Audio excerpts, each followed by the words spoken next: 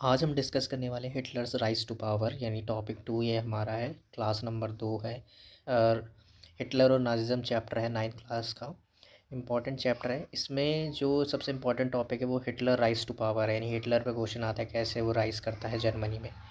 तो इस पर हम आज डिस्कसन करेंगे। तो जो हिटलर होता है वो ऑस्ट्रिया में जन्म लेता है। ठीक है, ऑस्ट्रिया एक कंट्री है छोटी सी, वहाँ पर जन्म लेता है, बॉर्न इन 1889। ठीक है, तो ये इम्पॉर्टेंट है, एमसीक्यू में पूछा जा सकता है आपसे कि हिटलर का जन्म कब होता है। तो 1889 में उसका जन्म होता है ऑस्ट्रिया में, लेकिन वो जर्मन होता है एकदम। ठीक है, एक एक्चुअल में जर्मन होता है, वो रियल जर्मन होता है। और यहाँ पर हम बात करने वाले हैं कि वो कैसे राइज करता है, क्या कारण होते हैं नाजिज़्म, उसकी जो आइडियोलॉजी वो देता है वो क्या कारण हो सकते हैं। ठीक है, तो 1919 में क्या होता है कि इसने एक छोटा सा ग्रुप ज्वाइन किया जिसे जर्मन वर्कर्स पार्टी कहा गया। और उसने फिर उसके बाद उस पार्टी का जो नाम है वो बदल कर national socialist German workers party रख दिया। ठीक है, और यही पार्टी आगे चलकर जो है नाज़ी पार्टी कहलाती है। ठीक है, तो ये जो हिटलर का जो डोमिनेंस है बढ़ता जाता है, तो वो अपनी पार्टी का नाम नाज़ी पार्टी रख देता है। उसकी आइडियोलॉजी जो है नाज़िज़्म होती है। It was during the great depression the Nazi become mass movement. जब पूरी दुनिया में ग्रेट डिप्रेशन आ गया, इकोनॉमिकल क्राइसिस आ गया, तो नाजिज़्म उस समय जो था मास मूवमेंट बन गया। एक बहुत बड़े लेवल पे जर्मनी लोगों ने सपोर्ट करना शुरू कर दिया। 1932 में क्या होता है, इम्पॉर्टेंट है कि नाजी पार्टी जो है ना सबसे बड़ी पार्टी बन जाती है जर्मनी में 1932 में।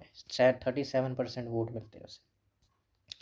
हिटलर जो है वो इफ़ेक्टिव होने लगता है क्योंकि जर्मन में उसे सपोर्ट मिलता है बहुत ज़्यादा, क्योंकि वो इतना बड़ा नेता बनकर निकला, इतना बड़ा लीडर बनकर निकला कि वो जो बोलता था उस पर लोगों का बिलीव हो जाता था, इतना ज़्यादा इम्पैक्टफुल उसके वर्ड होते थे। उसने प्रॉमिस किया कि वो जर्मनी को स्ट्रॉन्ग नेशन बनाएगा।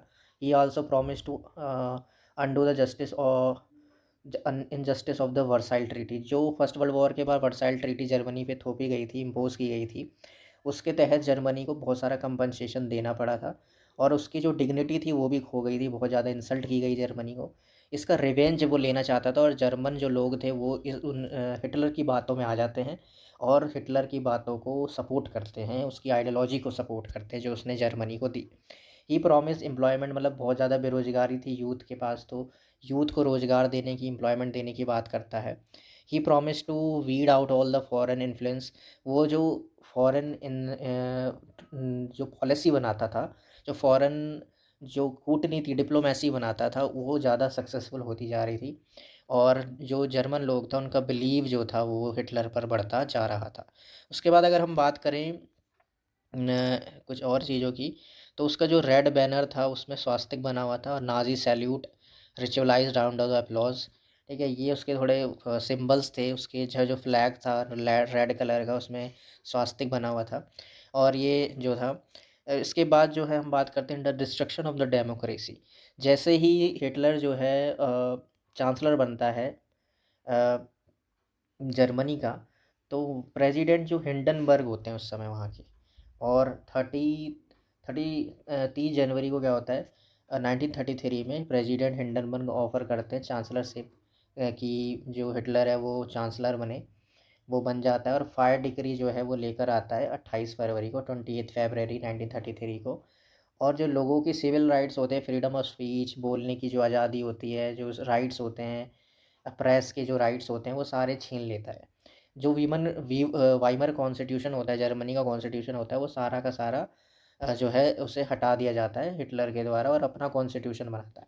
एक इम्पॉर्टेंट फैक्ट यहाँ पे है कि 3 मार्च, यानी जैसे आज 3 मार्च है तो आज ही के दिन 1933 में इनेबलिंग एक्ट आया था, वो पास किया और जर्मनी में डिक्टेटरशिप जो है स्टैब्लिश हो जाती है। यानी जो हिटलर होता है ना उसकी पावर बहुत ज़्यादा बढ़ जाती है और पार्लियामेंट जो है उसका रूल जो है वो घट जाता है।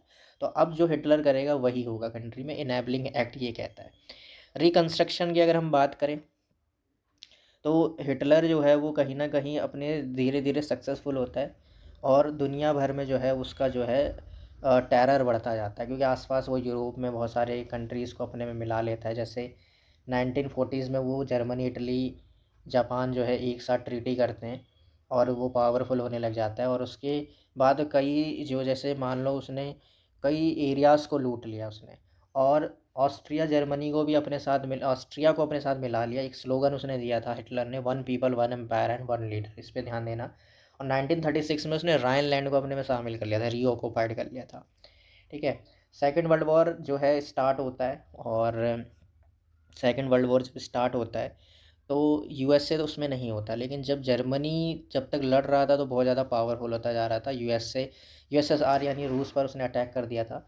लेकिन जब यूएसए एंटर करता है वैसे ही जर्मनी वीक होने लग जाता है, और जो उसका ग्रुप होता है पूरा, जो उसकी जो अलायंस होती है वो हारने लग जाती है। जापान ये हिरोशिमा नागासाकी में 2 बम फेंके जाते हैं, न्यूक्लियर बॉम्ब फेंके जाते हैं यूएसए के द्वारा, और वहीं वॉर ख़त्म हो जाता है। जापान फिर से वही बर्बादी की तरफ चला जाता है, जर्मनी जो है वो बर्बादी की तरफ चला जाता है। हिटलर जो है वो खुद ही सुसाइड कर लेता है आखिर में आके। तो इतना प्रेशर उस पर हो जाता है। तो अगर हम बात करें इसकी पूरी कहानी की, तो यहाँ से लेकर यहाँ तक चलता है। सेकंड वर्ल्ड वॉर में आकर जो नाजिज़्म है, हिटलर है, ये सब कुछ ख़त्म हो जाता है।